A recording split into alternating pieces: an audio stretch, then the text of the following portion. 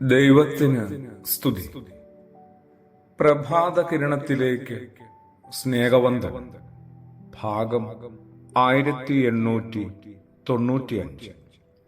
ഇന്ന് മാർച്ച് മാസം 9-ാം തീയതി, 68-ാമത്തെ ദിവസത്തിലെത്തി. വീണ്ടും ഒരു ഞായർ ദിനമാണ്.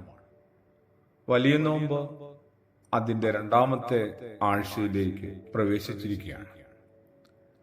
ദൈവരാജ്യത്തിന്റെ പ്രകാശനവും കർത്താവിന്റെ വിമോചന സൗഖ്യമാക്കൽ ശുശ്രൂഷകളുമാണല്ലോ നോമ്പിൽ ഓരോ ഞായറാഴ്ചകളും ധ്യാന വിഷയമാക്കുന്നത്. ഗർഭോഞായർ എന്നാണ് ഇത് അറിയപ്പെടുന്നത്. കുഷ്ഠരോഗിയെ സൗഖ്യമാക്കുന്ന സംഭവമാണ്. ആദ്യം 3 സുവിശേഷങ്ങളിലും നമുക്കിത് വായിച്ചു കിട്ടുന്നുണ്ട്. ഗർഭം എന്നതിന് കുഷ്ഠരോഗി എന്നാണല്ലോ അർത്ഥം. സമൂഹം അകറ്റി നിർത്തിയിരുന്നവരായിരുന്നു കുഷ്ഠരോഗികൾ. ഇന്നും സോഷ്യൽ ഡിസ്റ്റൻസ്, സാമൂഹ്യ അകലം എന്താണെന്ന് നമുക്ക് നല്ല നിശ്ചയമുണ്ട്. അകലം പാലിക്കണം, അടുത്തു പോകരുത്, അകലം പാലിക്കണം, ഭക്ഷണം വാങ്ങി കഴിക്കരുത്.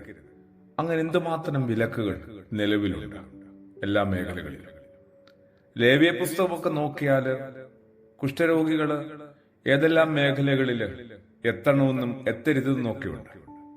അവർ വീടിന് പുറത്താണ്, അവർ പാളയത്തിന് പുറത്താണ്, അവർ ദേവാലയത്തിന് പുറത്താണ്, അവർ സമൂഹത്തിന് പുറത്താണ്. അവർക്ക് വസിക്കാൻ വേണ്ടി പ്രത്യേക പാളയം, ഐസൊലേഷൻ ക്യാമ്പ് പോലും ഒരുക്കിയിട്ടുണ്ട്.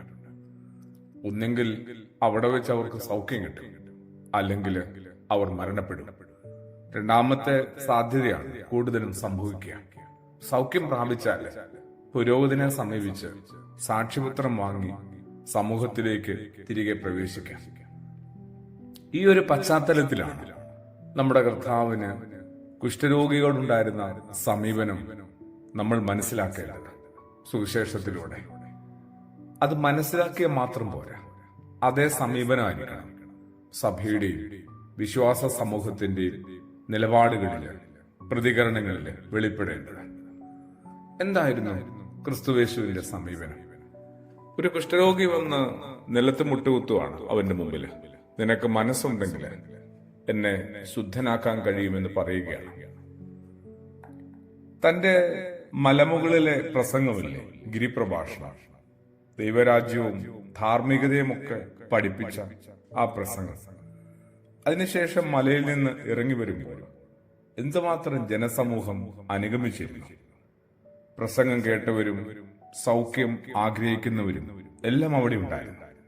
അപ്പോഴാണ് ഒരാൾ വന്ന് നിനക്ക് മനസ്സുണ്ടെങ്കിൽ എന്നെ ശുദ്ധനാക്കാൻ കഴിയും എന്ന് പറയുന്നത്. യേശുവിന്റെ മറുപടി നമുക്കൊന്ന് ധ്യാനിക്കാം. എനിക്ക് മനസ്സുണ്ട്. എല്ലാ കാര്യത്തിലും കുറച്ചും കൂടി മനസ്സ് വെക്കുന്ന മനുഷ്യരായിട്ട് നമുക്ക് മാറാം. നമ്മളിങ്ങനെ മടുത്ത് പിന്മാറിയ ചില മേഖലകളുണ്ടാവും, ബോധപൂർവം അകന്നു നിൽക്കുന്ന മേഖലകളുണ്ടാവും. എല്ലാത്തിലേക്കും നമുക്ക് ബോധപൂർവം എത്തിച്ചേരാം. എനിക്ക് മനസ്സുണ്ട്. കുറെ കൂടി ഹൃദയത്തെയും വിചാരത്തെയും പ്രവർത്തന മേഖലകളെയുമൊക്കെ വിശാലമാക്കാം പ്രാർത്ഥനയോടുകൂടി.